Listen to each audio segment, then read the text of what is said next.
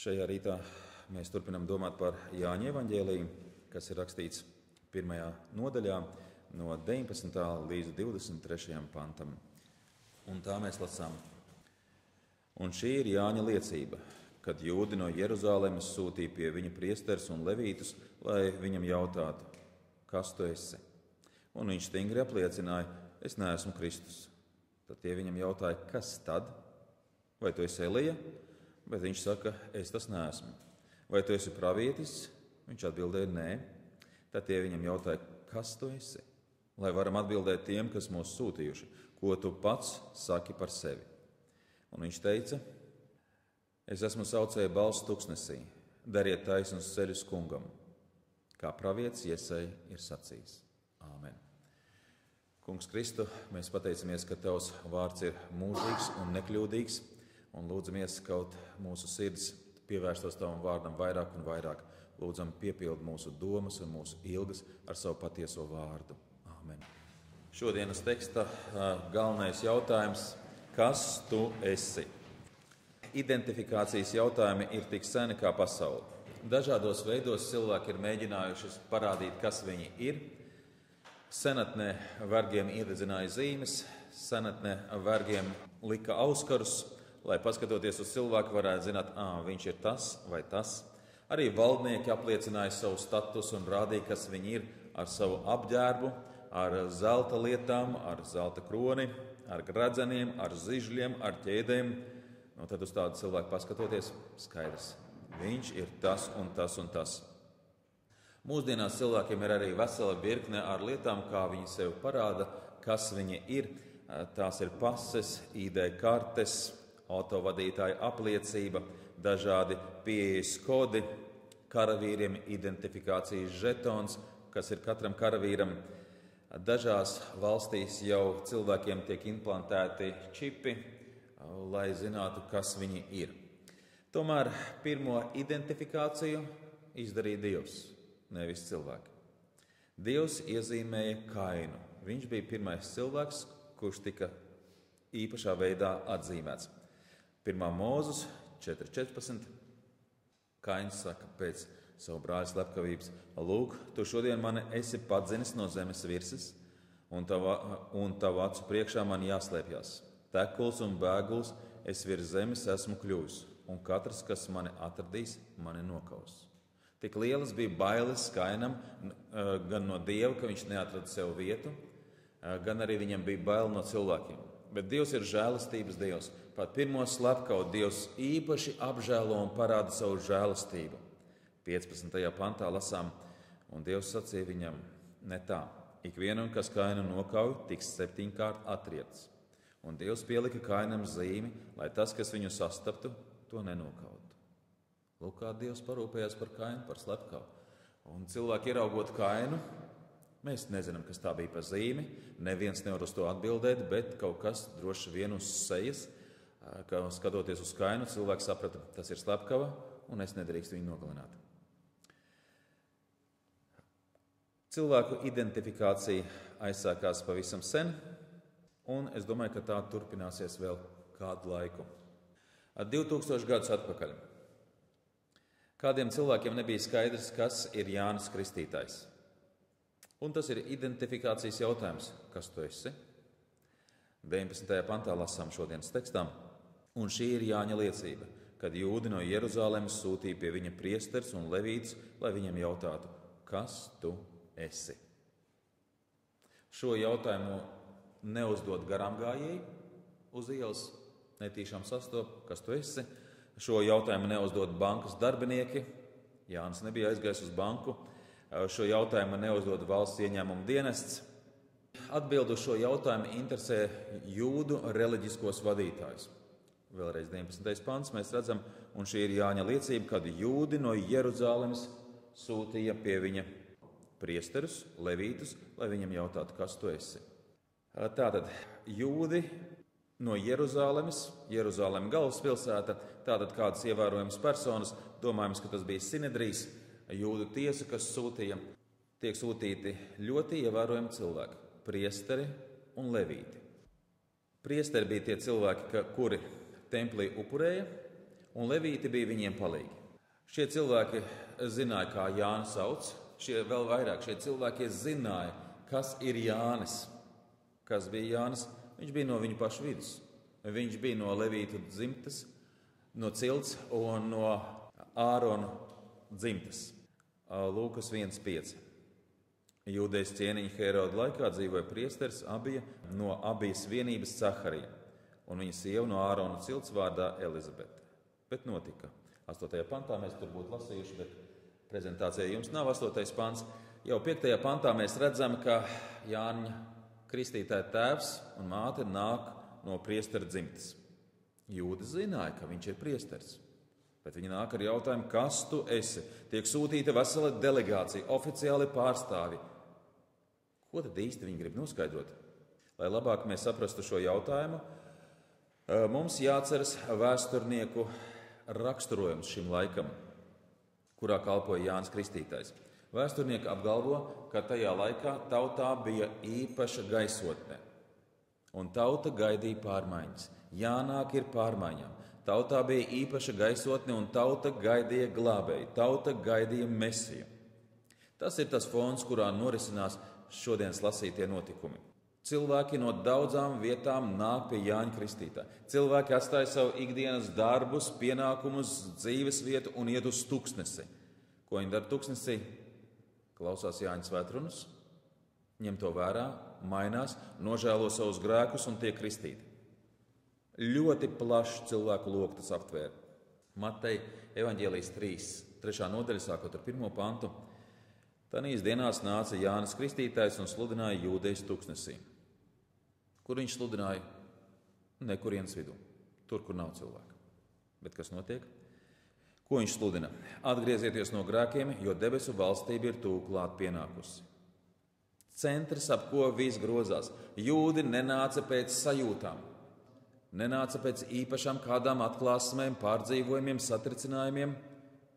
Viņš aicināja cilvēkus atgriezties no grēka, un viss tur centrējās ap Dievu vārdu. Atgriezieties no grēkiem, jo debesu valstība ir tuvu klāt pienākusi.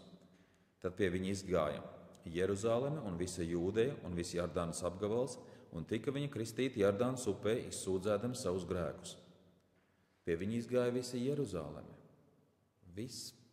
Ļoti, ļoti daudz cilvēku. Jūdeja. Jūdeja nav pilsēta, bet apgabals, apmēram tā, ja mēs teiktu, un pie viņa izgāja visa vidzeme. 100 un 1000 cilvēku. Jordānas apgabals, tas ir kaut kas līdzīgs, un pie viņa vēl nāca arī no Latgales cilvēki. Gan no Vidzemes, gan no Latgales, gan arī no Rīgas. Ļoti liela tautas kustība notika. Un viņi iet uz pie Jāņa, viņi klausās svētrunas, viņi ņem to vērā, viņi parāda savu grēku nožēlu caur kristību. Jūdu vadītāji, viņi arī gaidīja Mesiju, un viņi redz, ka kaut kas notiek. Liela kustība. Parādījies ir kāds līderis. Un viņi sūta delegāciju, lai noskaidrotu, kas īsti notiek. Vai Jānis ir tas, ko mēs par viņu zinām, vai Jānis ir kaut kas cits. Jo tautā viss kaut ko runāja. Gan pašiem jūdu vadoņiem bija kādas domas un idejas, gan arī tautā viņi dzirdēja dažādas baumas, ko par Jāni runāja. Un ko tad tautā par Jāni runāja? Lūkas evaņģēlijas 3.15. Ļaudis ar cerībām runāja par Jāni. Vai tik viņš nav Kristus? Ar cerībām.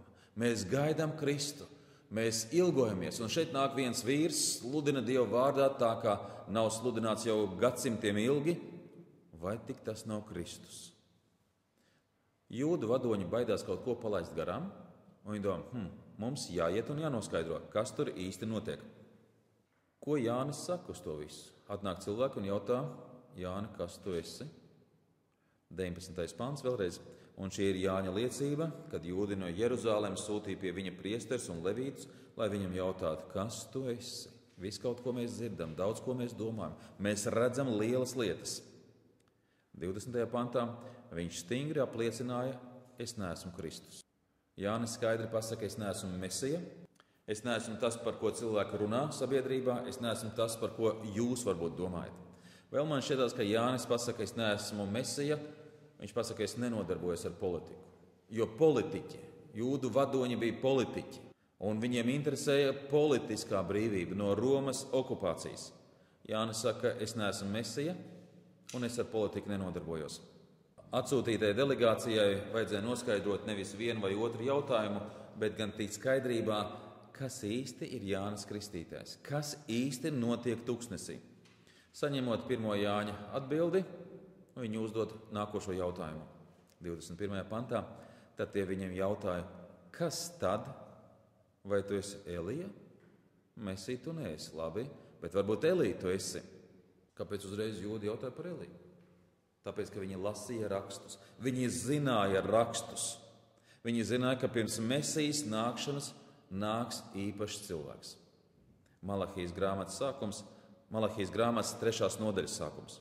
Redzi, es sūtīšu savu sūtni, kam būs sataisīt manu ceļu manā priekšā. Un tad drīz ieradīsies savā namā tas kungs, kuru jūs kārojat. Raugi, viņš jau nāk. Jūdi zināja, tad, kad nāks Mesija, tad, kad nāks glābējs, viņam pa priekšu nāks kāds cilvēks, kas par to pavēstīs. Senatnē tā bija pieņemta prakse. Pirms ieradās valdnieks, tika sūtīti vēstneši. Viņi ienāca kādā apdzīvotā vietā un ziņoja, pēc tik un tik ilga laika ieradīsies valdnieks. Sagatavojieties! Tie, kas bija lojāli valdniekam, viņi sāka gatavoties. Viņi sāka līdzināt ceļus, lai valdniekam būtu viegli un patīkami atnākt. Grāvi tika aizbērti, pauguri tika nolīdzināti, līdzīgi kā šodien. Tad, kad ierodas liela valdnieka, kas notiek? Gatavošanās. Ierastos prezidents, es domāju, kultūras centrs tiktu īpaši sagatavots. Pilsētas doma tiktu īpaši izpušķota, izrotāta. Pirms ieradās ASV prezidents Latvijā, tā bija ilga sagatavošanas procedūra, bet mēnesi pirms ieradās drošības dienesti, kas dzīvoja Latvijā veselu mēnesi un gatavoja, lai prezidentam būtu viņa vizīte droša. Tā arī toreiz. Gan toreiz, gan tagad valdnieki rīkojas līdzīgi. Atgriezīsimies pie jūdiem. Viņi zināja, pirms Mesijas būs īpašs cilvēks, un nevis kaut kāds. Viņi zināja, ka konkrēti ieradīsies Elijam. Jo Malahijas grāmatā tālāk mēs varam lasīt. Malahija 3.23. Redzi, es sūtīšu pie jums pravieti Eliju, iekams nāks tā kunga lielā un šausmu pilnā diena. Palasīsim vēl vienu pantu. Viņam būs jāpiegriež tēvu sirds bērniem un bērnu sirds saviem tēviem, lai man nebūtu jānāk un nebūtu jāapkrauj visa zeme ar savu lāstu smagumu. Pirms nāks Mesija, tiks sūtīts īpašs cilvēks Elija, kas sagatavos, izsludinās, lai cilvēki gatavojas Mesijas nākšanai. Neizpratni izraisa Jāņa Kristītāja atbilde. Viņam jautā, vai tu esi Elija? Viņš saka, nē. Bet mēs zinām, ka Kristus sacīja, ka Jānis ir Elija. Mateja 11.13. Jo visi pravieši un bauslība pravietojuši līdz Jānim, tas ir Jānim Kristītājam, un kad jūs gribat saprast, viņš ir Elija, kam bija jānāk. Kristus skaidri pasaka, viņš bija Elija. Bet kāpēc tad Jānis pasaka, nē, es nebiju? Kur ir kāda nesadarība? Vai varbūt ir pretruna? Nē, pretrunas nav. Kāpēc Jānis saka, ka viņš nav Elija jūdiem?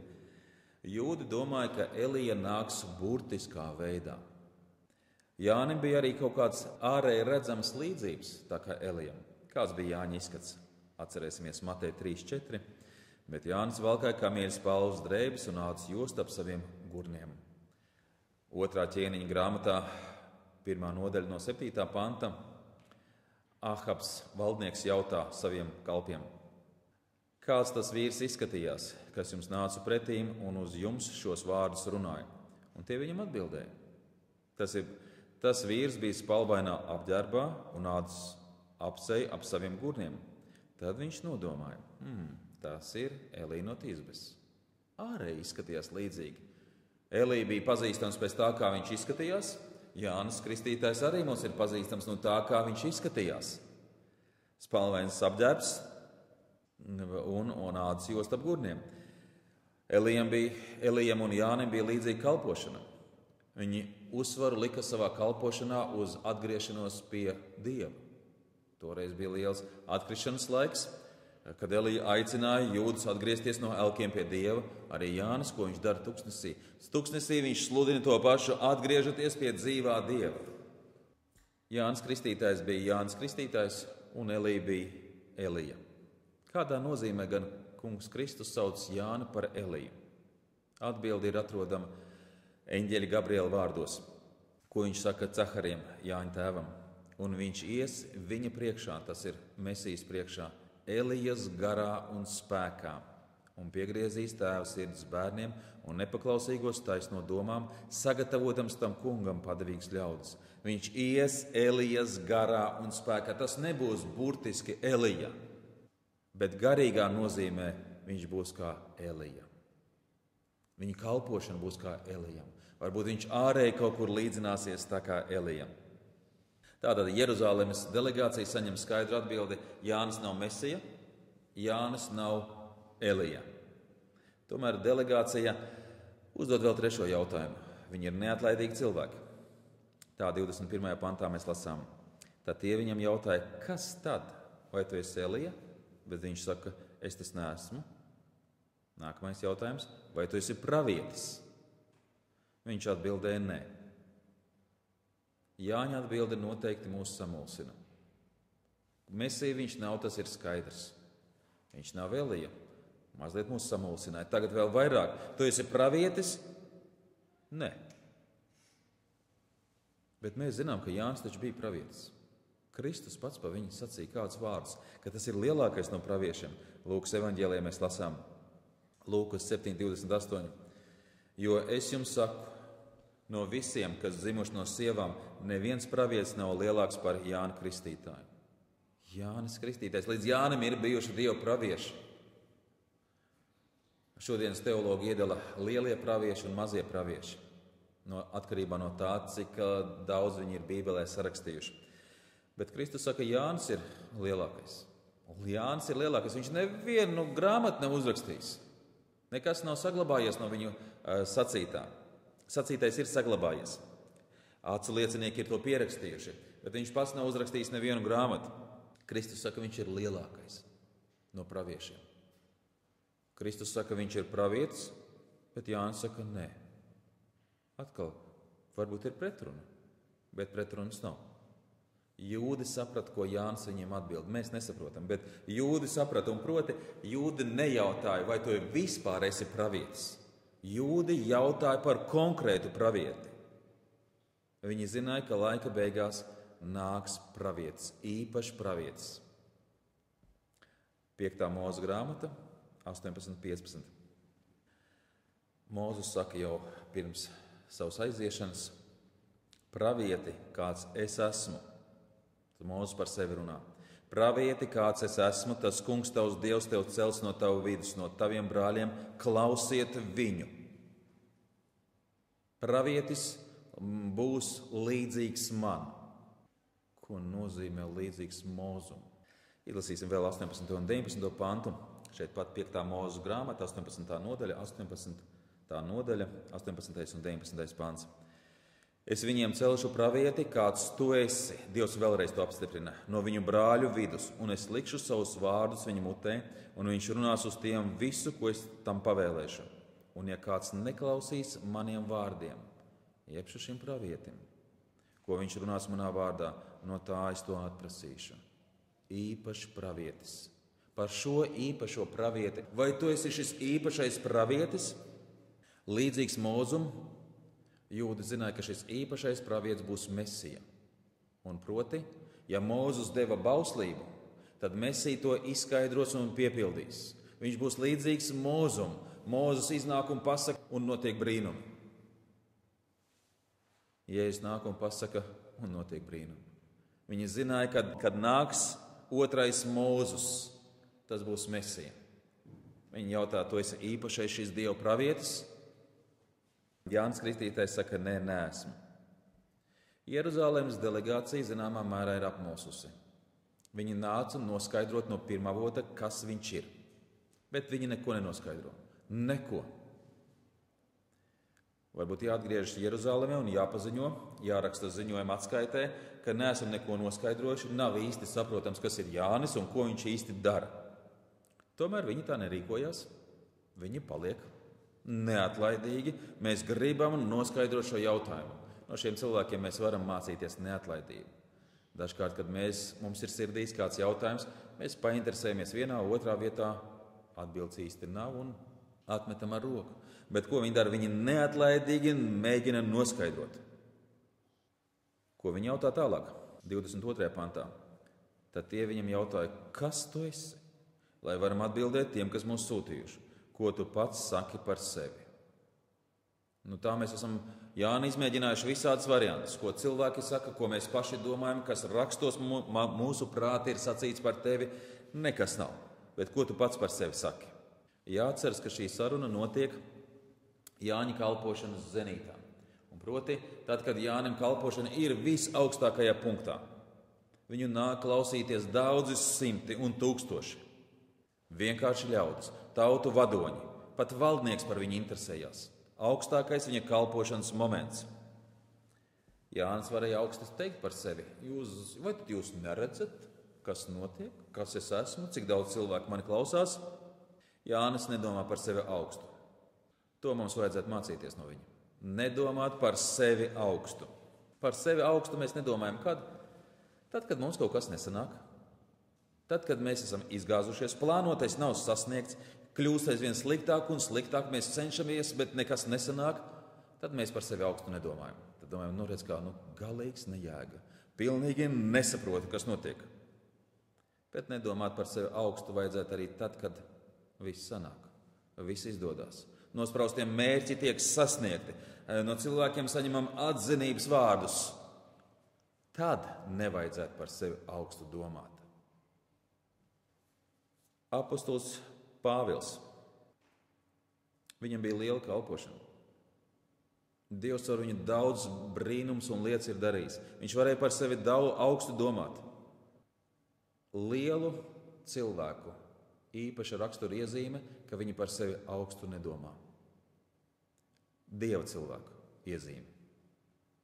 2. Korintiešiem 12.6 mēs lasām, ja es gribētu lielīties, es nebūtu neprātīgs, jo es runāju patiesību, bet es atturos, lai neviens par mani nedomā vairāk par to, ko tas manī redz, vai to, ko no manis dzird. Nedomājiet augstu par mani. Apostolim Pāvilam bija ko domāt. Augstu izglītība, kalpošana, mantojums, atklāsmes. Nedomājiet par mani augstu. Jānim Kristītājam šī pati doma un šī pati pārliecība. Viņš nedomā par sevi augstu. Atgriežoties pie Jāņa Kristītāja, viņa atbilde 23. pantā. Viņš teica, es esmu saucēja balss, dariet taisnus ceļus kungam, kā pravietis Jesaja ir sacījis. Dariet taisnus ceļus. Es esmu tikai balss, to Jānis pasaka. Pat vārdi, ko es lietoju, uz ko es cilvēkus aicinu, tie nav mani vārdi, tie ir Dieva vārdi. Es esmu tikai balss. Es esmu tikai instruments, kuru Dievs lieto. Un viņš šeit citē pravieti Jesaju. Jesaja dzīvoja apmēram 760 gadus pirms Jāņa Kristītāja. Ievērojam laiku. Jesajas grāmata ir ļoti interesanta. Tā ir diezgan gara. Tā ir tik daudz nodaļas, cik Bībelē ir grāmatu. 66 nodaļas. Un Jesajas grāmata var sadalīt divās daļās. Līdzīgi tā kā Bībele. Pirmā daļa ir 39 nodaļas. Šajās pirmajās 39 nodaļās uzmanība tiek fokusēta uz Dieva sodu par Izraēlu. Līdzīgi kā Vecajā derībā. Un savukārt no 40. nodaļas, nākošās 27 nodaļas, tiek runāts par Dievu glābšanu. Un tad, kad Jānis citē Jesajas grāmatu, jūdi saprot, par ko ir runa. Par ko tiek runāts. Un viņš citē no 40. nodaļas. Mēs lasīsim no pravieša Jesajas 40. nodaļas pašu sākumu. Ieprieciniet manu tautu, saka jūsu Dievs. Runājiet sirsnīgi ar Jeruzalemi un sakiet tai, ka tās ciešanu laiks ir piepildīts, ka tās noziegums salīdzināts, jo tā ir no tā kunga rokas saņēmusi divkārtīgu sodu par visiem saviem grēkiem. Tas ir 40. nodaļas sākums. Tas ir jauns laiks, jauns laikmets. Jūdi saprot, līdz tam ir nosodījums, un pēc ar 40. nodaļu sākas pilnīgi kaut kas jauns. Liberālie teologi pat domā, ka Jesajas grāmatu ir sarakstījuši vairāki cilvēki, vismaz 2, bet Jesajas grāmatu ir sarakstījis viens cilvēks. Tas bija Jesaja. Un Dievs viņam bija atklājis, kas bija un kas būs. Ieprieciniet manu tautu. No 3. panta lasām. Klau! Kaut kur atskanēja sauciens, ierīkojiet tuksnesī tam kungam ceļu, dariet klajumā kādas līdzenas tekas mūsu Dievam. Vai tas nav līdzīgi par Jāni? Visas ielas, lai piepildītas, un visus kalnus un pakalnus, lai nolīdzina. Kas ir nelīdzenas, lai to par līdzenu ceļu, un kas paugurains, lai to par klajumu. Lai parādītos tā kunga godība, un lai visa cilvēce kopā to redzētu, jo tā kunga mute to tā ir runājusi. Tad, kad Jānis citē pravieti Jesaiju, jūdi saprot, kas notiek. Viņiem bija jāiet uz Jeruzalemi un jāsniedz vadoņiem atskaite, kas sācies ir jauns laikmets, kuru Dievs sen ir apsolījis savā vārdā. Jūs jautājat, kas notiek? Jūs brīnaties par ļaudīm, kas nāk un klausās. Lūk, pravietis Jesajs 760 gadus iepriekš jau par to ir runājis. Sākas jauns laikmets Izrēlam. Jūs gaidat Mesiju, jūs gaidat glābēju, sagatavojiet savas sirdis. Un tas, kas bija svarīgs jūdiem toreiz, tas svarīgs arī mums. Vai Jānis tur runā burtiski par ceļiem, par ielejām? Vai Dievam ir svarīgi tik daudz ceļu? Kas Dievam ir svarīgāks par ceļiem? Cilvēku sirdis. Par sirdīm runā Jānis Kristītājs. Sagatavojieties Kristus uzņemšanai, viņš drīz atnāks. Lūkojiet savās sirdīs, kas tur notiek. Bedres, nelīdzenumi, šķībumi, kas ir sirdīs. Ieraugiet savus grēkus, ieraugiet savu netaisnību, ieraugiet savus ļaunos darbus, sagatavojiet savas sirds, nožēlojiet grēku, nožēlojiet nepareizo, aplamo, nožēlojiet to, kas nav bijis pēc Dieva gribas. Tā ir sagatavošanās Mesijas atnākšanai. Pārsteidzoši. Viņi zināja, sākas jauns laikmets. Viņi saprata, ka Dieva vārds uz viņu sirdīm runā. Viņi gaida Mesiju, un kad atnāk Mesija, viņi viņu nepieņem. Pārsteidzoši. Mēs gaidām, mēs ilgojamies, bet nepieņem. Kāpēc? Jo savas sirdis viņi nesagatavoja. Viņi tika aicināti nožēlot savus grēkus. Bet viņi to, skaidrs, lai grēks nožēlot tie, kam ir ko nožēlot, mēs jau nemaz tik slikti neesam. Sagatavojiet savas sirdis. Viņi gaidīja Mesijas nākšanu. Arī Kristus draudze šodien gaida savu kungu nākšanu. Draudze gaida to brīdi, kad kungs nāks pakaļ savai draudzei. Un tas, kas jūdiem bija jādara, tas ir jādara arī mums šodien. Jāsagatavo savas sirdis. Tā ir patiesa, dziļa grēka nožēla. Tā ir maiņa, prāta maiņa. Tā ir gatavošanās. Tā ir būšana nomodā. Atklāsmes grāmata ļoti nopietni mūs brīdina un saka, atklāsmes grāmatas jau pašas beigas, 22. nodaļa, 6. pants mums saka, 7. pants mums saka, redzi, es nāku drīz, svētīgs, kas tur šīs grāmatas pravietojuma vārdus. Es nāku drīz. Vēl atklāsmes grāmata saka, 20. pāns, tas, kas visu šo apliecina, saka, tiešām es nāku drīz. Tiešām nāc kungs Jēzu. Āmen.